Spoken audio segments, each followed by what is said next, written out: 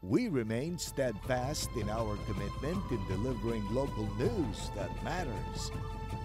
Stories that inspire. Enriching the lives of Filipinos in the Philippines and across the globe. This is your GMA Regional TV. Buong puso para sa Pilipino.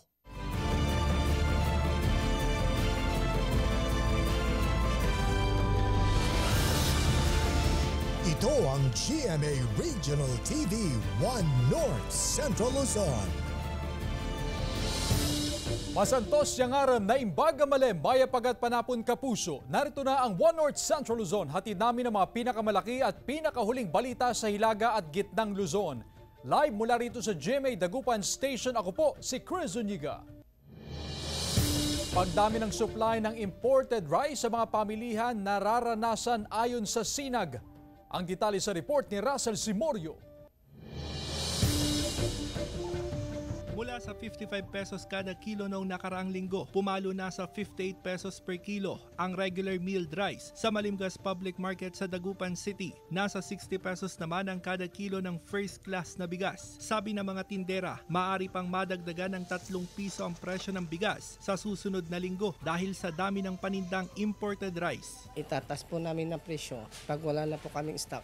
Kaya ganoon ang nangyayari sa bigas. Medyo nahihirapan ng presyo, medyo mataas na. Hirap na raw mag-budget ang mga consumer dahil sa mataas na presyo ng bigas. Nag-a-adjust na lang. Kung saan yung mura, yun lang ang binibili. Saka wala naman tayong magagawa eh. Sa tingin ko, yung mga karamihan ng bigas dito, mga imported na. Ayon sa Samahang Industriya ng Agrikultura o SINAG, hanggat hindi pa nagsisimula ang anihan ng second cropping ng mga magsasaka, aasa ang bansa sa importasyon. Mas majority yung import. Na-expect natin, tataas pa yan dahil yung imported mahal. Ang kasi ang Vietnam tsaka Thailand, ang retail price dun sa bansa nila ng bigas, umaabot ng 52 to 60 pesos. Magtatagal umano ang mataas na presyo ng bigas hanggang Marso. Sa Abril, unti-unti nang dadami ang locally produced na bigas dahil anihan na ng mga magsasaka. Kasama si Daryl Peralta, Russell Simorio, One North Central Luzon. Nagpositibo sa norovirus at sapovirus ang stool samples ng 10 diarrhea patients sa Baguio City. Yan ang tinutukan ni Jasmine Gabriel Galban. Na ang resulta ng virological testing ng Research Institute for Tropical Medicine o RITM sa 10 stool samples mula sa mga pasyenteng dinala sa Baguio General Hospital dahil sa diarrhea. Lumalabas na positibo sa norovirus at sapovirus ang mga sample. Itinuturing na common cause ng acute gastroenteritis ang parehong virus na karaniwang tinatawag na stomach flu. But they are not actually flu, but we always experience them especially during the cold season. And the transmission could be possibly from contaminated food and water, and they can be transmitted through direct contact also. 10 stool samples pa lang ang nasusuri ng RITM. Patuloy rin ang sinasagawang water testing ng mga otoridad. Nagpositibo sa E. coli ang water sample na nakuha mula sa ilang food establishment, water delivery stations, ilang kabahayan at paaralan. Pansamantalang isinara ng lokal na pamahalaan ang mga establishmento. And again, we have to repeat the bacteriological exam of all of the 10 water delivery companies. These are different. Nilinaw ng LGU na bagamat may mga resulta ng lumabas, hindi pa rin tapos ang investigasyon. Sa ngayon, hindi pa raw tukoy ang pinakadahilan ng acute gastroenteritis outbreak sa syudad. Ayon sa Health Authority, pababa na raw ang diarrhea cases sa lungsod sa nakalipas na mga araw. As of January 15, nasa 3,113 ang kabuang diarrhea cases sa lungsod. And the good news is there is a dramatic decrease in the number of patients afflicted with diarrhea. Patuloy ang panawagan ng Health Authority sa publiko na pakuluan ng inuming tubig o uminom ng purified water. Kasama si Jing Dakanay, Jasmine Gabriel Galban, One North Central Luzon.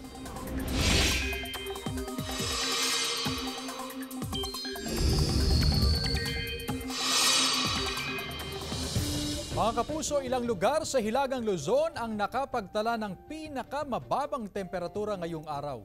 Narito ang report. Patuloy na nararanasan ang malamig na panahon na dala ng amihan. Naitala sa ilang bahagi ng Northern Luzon ang pinakamababang temperatura ngayong araw, January 15. 13.2 degrees Celsius sa Baguio City, 13.5 degrees Celsius sa La Trinidad, Benguet, 17 degrees Celsius sa Masco, Batanes at 18.4 degrees Celsius sa Tuguegarao City. Inaasahang magpapatuloy ang pag-iral ng malakas na amihan hanggang sa kalagitnaan ng linggong ito. Dahil sa malamig na temperatura, binalot ng andap ang ilang pananim na gulay sa Atok, Benguet. Posible raw ang pananalasan ng frostbite hanggang sa Pebrero ayon sa ilang magsasaka. Samantala, walang bagyo o sama ng panahon pero uulanin ang malaking bahagi ng bansa. Ang mawalang panahon ay dulot ng shear line na umaabot sa silangang bahagi ng Visayas at Mindanao at amihan na umaabot naman sa Luzon at iba pang panig ng Visayas. Base sa datos ng Metro Weather, may tsansa ng mahina at kalat-kalat na ulan sa Apayao, Cagayan, Isabela, Mountain Province, Ifugao, Quirino at Aurora. Posible ring ulanin ang iba pang bahagi ng bansa, lalo na ang Visayas at Mindanao. May tsansa ng baha o landslide dahil sa matitinding ulan. Magiging maalon at delikado ang pumalaw sa northern seaboards ng Northern Luzon, eastern seaboard ng Southern Luzon at eastern seaboards ng Visayas at Mindanao. CJ Torida, 1 North Central Luzon. Samantala, patay ang 74 anyos na kargador matapos na buhatin at ihulog ng isang lalaki mula sa ikalawang palapag ng Vigan Public Market. Nakatutok si Ivy Hernando. Nasawi ang 74 anyos na kargador ng Vigan Public Market matapos munang buhatin at ihulog ng 22 anyos na lalaki mula sa second floor ng pamilihan. Nakilala ang biktima na si Rosario Regua, taga-barangay Pantay Fatima. Wala naman commotion, actually nag-uusap lang daw sila. Then ganun nga, bigla na lang binuhat ng suspect. Matinding sugat sa ulo ang tinamo ng biktima na 4 na dekada na raw na kargador sa palengke. Nasakit na kami. Babang, aglalo ka ni mamang ko, tinamo, bagami nga nataka ni Papa. Yung hospital mi kita magkunang kaya mi lang nga high blood. Tumanggi na ang humarap sa kamera ang ama ng suspect. Ngunit paliwanag niya sa news team, nakararanas ng depression at bipolar disorder ang anak. Naipakonsulta na raw sa doktor at kasalukuyan sumasailalim sa gamutan. Desidido magsampa ng kaso ang pamilya ng biktima. Paliwanag ng psychologist, magkaiba ang bipolar disorder at depression. Ngunit posibleng ma-diagnose sa dalawa ang isang pasyente. They are under one classification po sa Diagnostic Statistical Manual po. Nakararanas ng kalungkutan, kawalan ng gana, pagbabago sa timbang, madalas na pagod, kawalan ng konsentrasyon at halaga. Ang ilang sintomas ng depression ayon sa psychologist. Ayon sa eksperto, kailangan na sumailalim sa psychotherapy at kung kinakailangan ay gamutan ang isang nakararanas ng ganitong kondisyon. Doon sa bipolar 1 po kasi ma'am, pwede po itong ma-associate with psychotic symptoms such as yung pagkakaroon ng delusion and yung hallucination. Kasama si Norman Raca, Ivy Hernando, 1 North Central Luzon. Iniinda ng ilang tindera ang problema sa butas-butas na bubong sa pamilihang bayan ng Kalasyaw. Sundan sa ulat ni Joan Punsoy. Problema ng ilang tendera sa pamilihang bayan ng Kalasyaw, Pangasinan ang butas-butas na bubong ng palengke. Tumutulo raw ang tubig tuwing umuulan. Maraming tubig na lumalabas dyan, diretso sa sa baba, sa flooring. Nilalagyan namin ng plastic po. Di sila dumadaan kasi may tulo, bububos yung tubig. Nawawalan kami ng customer, ma'am. Ang ilang tindera nagdadala ng payong para may panangga sa ulan. Batid naman daw ng pamunuan ng Market Division ang problema. Sinisimulan na raw ng Municipal Engineering Office na ayusin ang problema sa bubong.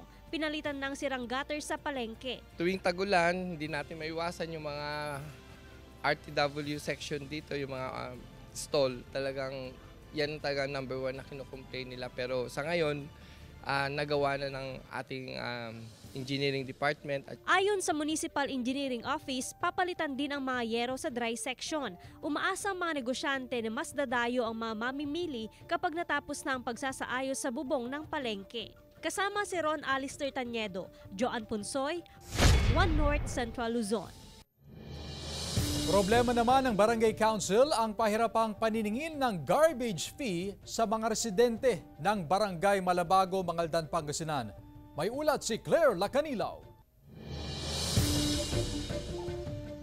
Aminado ang 52 anyos na si Minda Duran na hindi regular ang kanyang pagbabayad ng garbage fee sa Barangay Malabago, Mangaldan, Pangasinan. Hirap daw siya sa budget. Pero kahit paunti-unti, sinusubukan niya pa ring magbayad ng garbage fee. O kung may pera, magbabayad. Kung wala, dili mo na.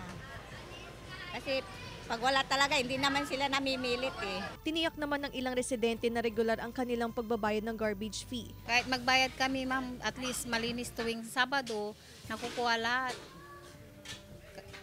May binabayaran din kasi yung barangay dun sa Banawang po. Ayon sa barangay chairman, pahirapan ng paniningil sa mga residente. May mga ilan kasi na ayaw magbayad ng garbage fee. Sa tala ng barangay, tanging 450 na household lang ang nakakapagbayad ng garbage fee mula sa 1,500 na household. Paitingin daw ang pag-iikot upang abisuhan ang mga residente ukol sa kanilang buwan ng obligasyon. Pinapaigting po namin yung pagbabayad dahil yun lang po yung maitutulong nila sa amin para po maibsan ang mga babayarin ng para sa basura. Dahil diretso na po kami doon sa MRF ng Banawang. Yung open dam site po is talagang close na po yun. Kasama si Henry Duminsil, Claire Lacanilaw, 1 North Central Luzon. Ito ang GMA Regional TV 1 North Central Luzon.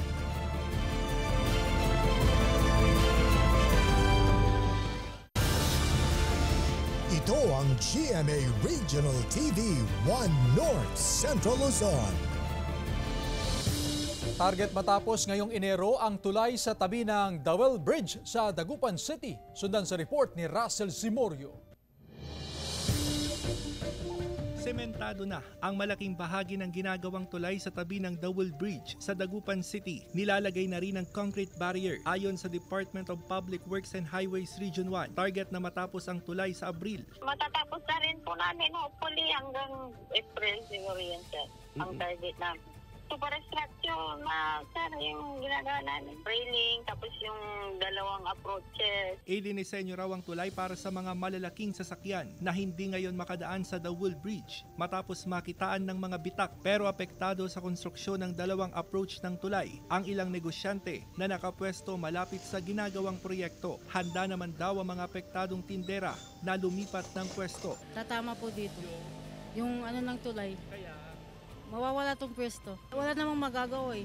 Kasi matatanggal ng tulay. Nauna ng giniba ng DPWH ang ilang istruktura na madadaanan ng approach ng tulay. Maglalaan ng panahon para sa curing period sa kabubuksan sa mga motorista. Mas maganda dahil simple siguro konti na lang yung traffic. Maayos na yung daan. Pagtuloy-tuloy na sana para hindi na aberya. Para mas maganda na. Kasama si Daryl Peralta, Russell Simorio, 1 North Central Luzon.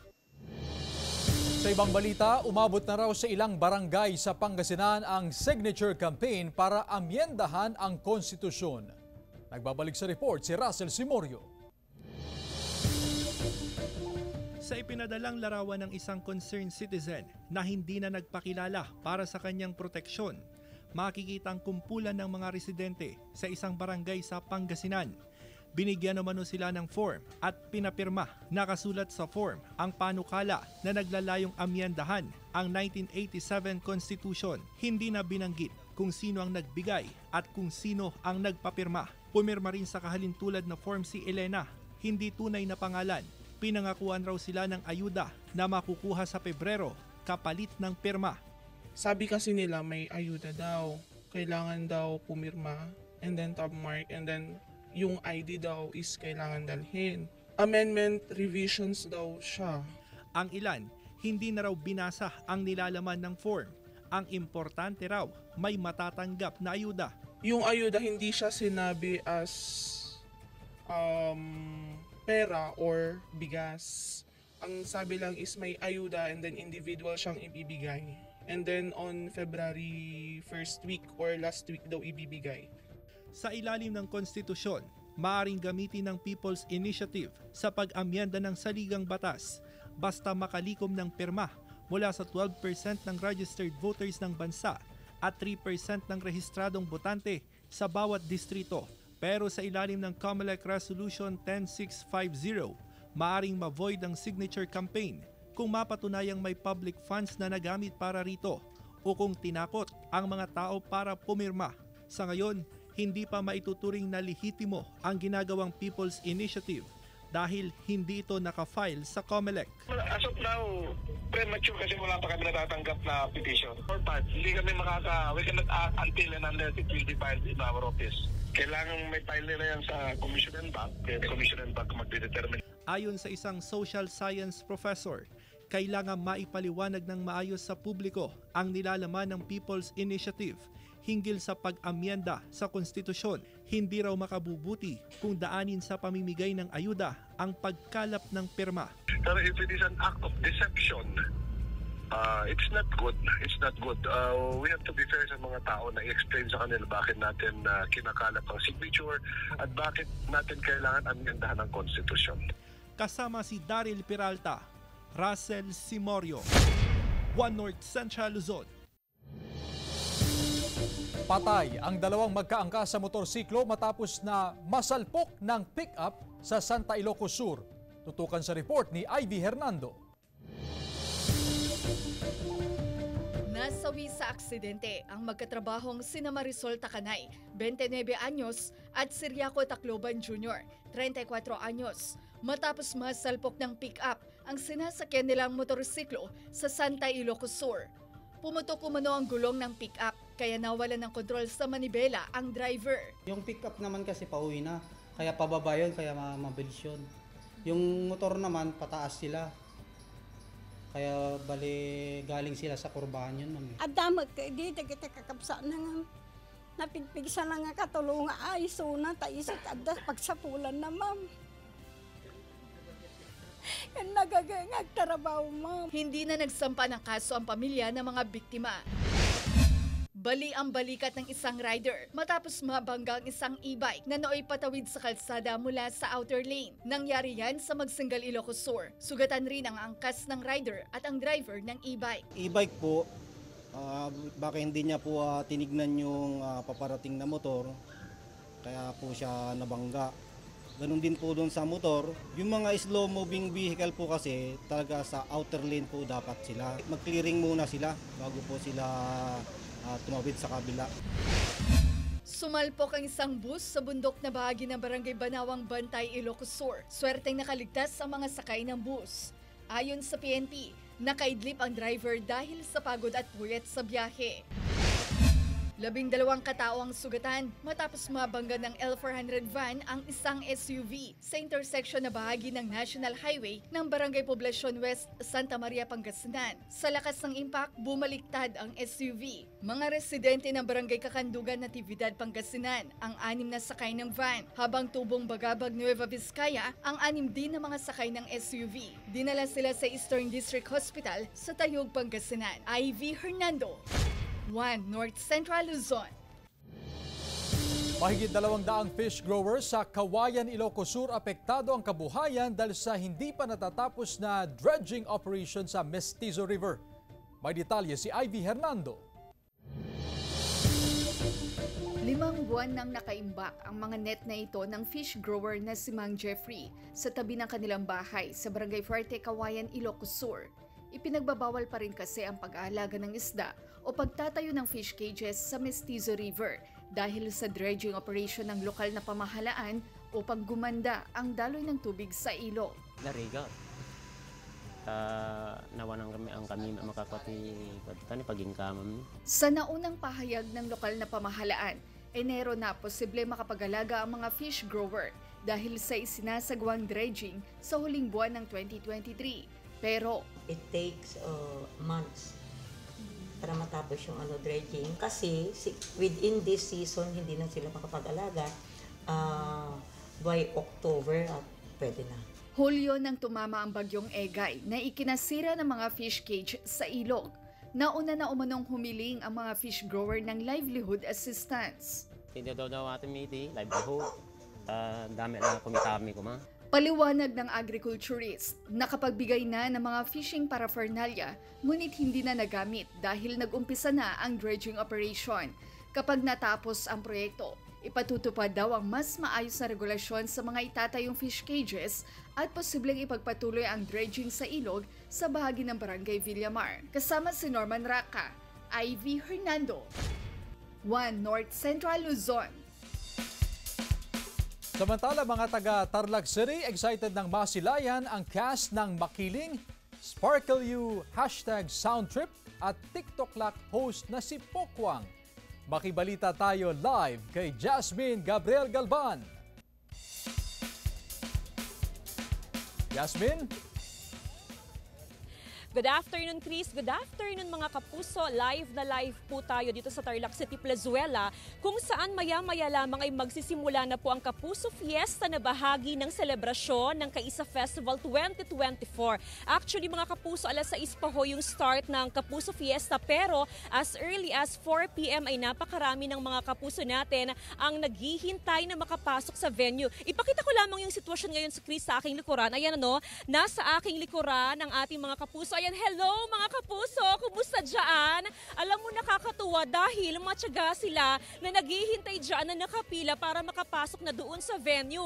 Pansinin mo, Chris, hanggang yan doon sa dulo, meron pa doon sa may right side at left side. Very excited sila na makapasok sa venue para syempre makasaya sila, makisaya sila doon nga sa Kapuso Fiesta dahil makikita rin na dyan ang ating mga kapuso artist. At syempre, napakarami ring mga palaro ang aantabayanan, live performances mula sa kantahan, sayawan. Syempre, pwede rin tayo magpa-picture sa mga favorite natin na mga kapuso artist. At syempre, Chris, talaga nga naman kabilang sa inaantabayanan ng ating mga kapuso na nasa aking likuran, yung mga kapuso artist na kanilang makikita dito sa Kapuso Fiesta. Syempre, tiyak naman na punong-puno ng kasiyahan dahil nariyan ang cast ng TikTok Lock na si Pokwang. At syempre mga kapuso, pakikiligin din ho tayo ng cast ng Makiling. Nariyan si Derek Monasterio, Christopher Martin, Thea Tolentino at Brent Valdez. Fan-filled jamming naman dahil nariyan ang cast ng Sparkle You, #Soundtrip. Nariyan si Althea Ablan, Zephanie, Michael Sager at syempre tiyak na ma-enjoy natin ang buong gabi dahil ang pinaka-host po mamaya sa Kapuso Fiesta walang iba kundi ang nag-iisang si Bubay. Kaya naman mga kapuso, sa ating mga kapuso sa Tarlac City at maging sa mga iba't ibang bayan. Ano pang hinihintay ninyo dahil alas 6 pa ho yung Kapuso Fiesta. Ayan, pwede na silang pumasok. Ayan, kumusta ho mga kapuso? Very excited sila, Chris. Kaya naman mga kapuso, antabayan na natin ang pagsisimula ng Kapuso Fiesta na bahagi ng selebrasyon ng Kaisa Festival 2024. Mula ho dito sa Tarlac City, Happy Kaisa Festival 2024. Chris? Happy Kaisa Festival. Maraming salamat, Jasmine Gabriel Galban. Sa iba pang balita, Organic Farm at Learning Center sa Batac City, Ilocos Norte handog ang mas malawak na kaalaman sa natural na pagsasaka. Tungayan sa report ni Gab De Luna. Mula sa pagiging marketing executive ng isang agrochemical company, ngayon may-ari na ng Organic Farm at Learning Center sa Batac City, Ilocos Norte, ang agricultural engineer na si Rogelio Balisacan, matapos matuklasan ang masasamang epekto ng kemikal sa katawan ng tao. I started it 2012 with advocacy na sana makatulong ako sa mga farmers how to produce crops, livestock and animals na hindi talaga napakain ng mga chemicals. Matatagpuan sa farm ang natural fermented solutions and incubation room. May pinakbet farm din kung saan ginagamitan ng companion planting o pagtatabi ng mga gulay na maaaring makaiwas sa peste. Hindi na sprayan, hindi na applyan sa soil. Kung sa manok, hindi na pakain ng mga commercial feeds or organic materials yung pinapakain. Hindi tayo nag-antibiotics, hindi tayo nagbabakuna. Nadiskubre rin ni Balisacan ang rapid decomposer na ginagamit ng ilang kainan upang mapakinabangan ang mga food waste. We are now using this to convert itong mga food waste ng mga tourism industries, mga hotel industries, para wala ng problema sa landfill. Bukas daw ang Learning Center para sa mga nais matuto ng organic farming. Kasama si Reynold Velasco, Gab De Luna, 1 North Central Luzon. Ito ang GMA Regional TV 1 North Central Luzon.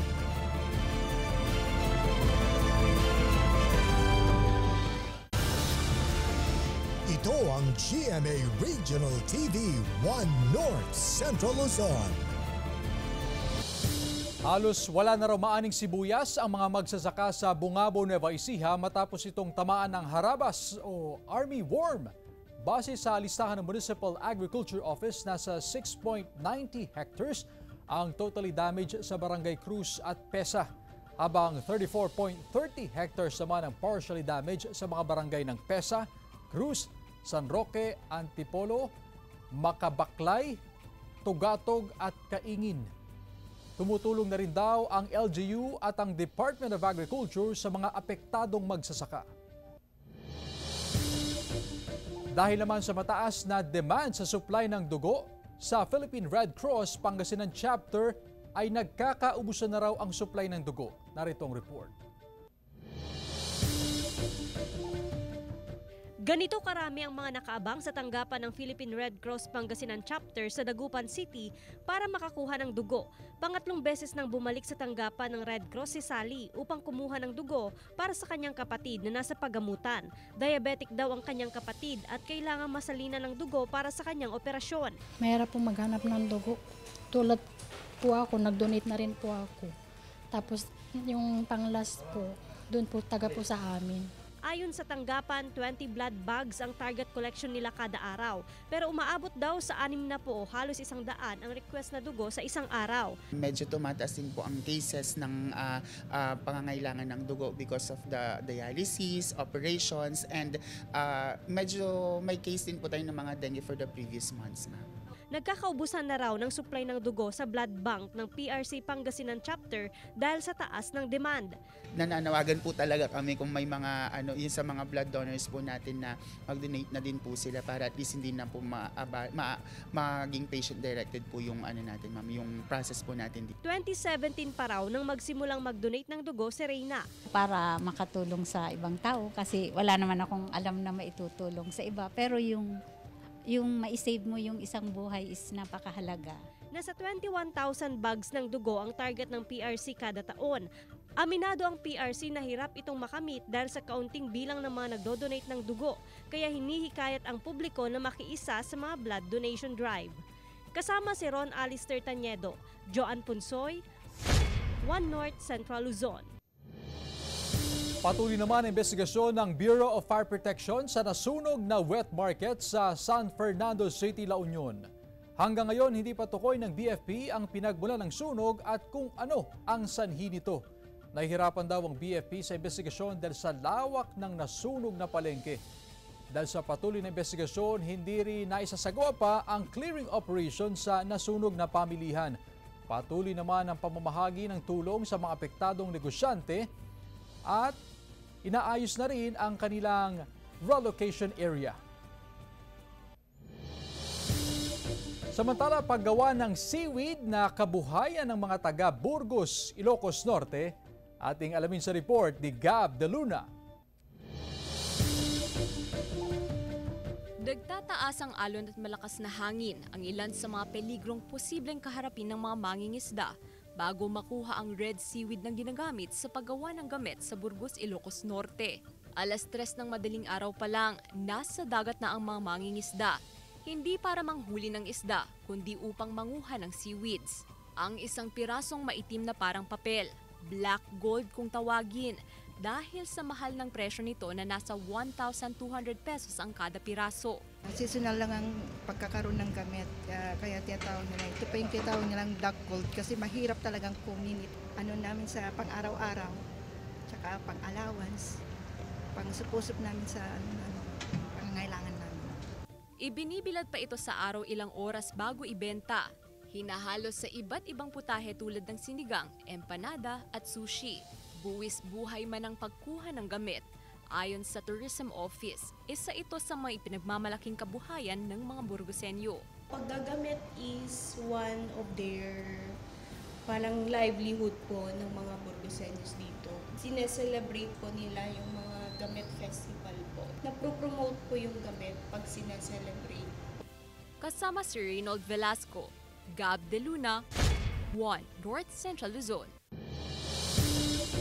Samantala, mapapanood niyo po ang episode na ito at iba pang pinakahuling lokal na balita sa official website ng GMA Regional TV, www.gmaregionaltv.com. Pwede rin kayong bumisita sa aming official YouTube channel, GMA Regional TV, at i-click ang subscribe button para sa pinakamainit na balita mula sa mga rehiyon. Nais din naming pasalamatan ang mga kapuso sa Hilaga at Gitnang Luzon, maging ang mga kapuso natin abroad. Dahil sa GMA Regional TV, Local News Matters. At yan ang mga pinakamalaki at pinakahuling balita sa Hilaga at Gitnang Luzon. Maraming salamat sa pagsama sa amin, pati na ang mga kapuso sa ibang bansa na tumutok sa mga balita sa rehiyon. Ako po si Chris Zuniga.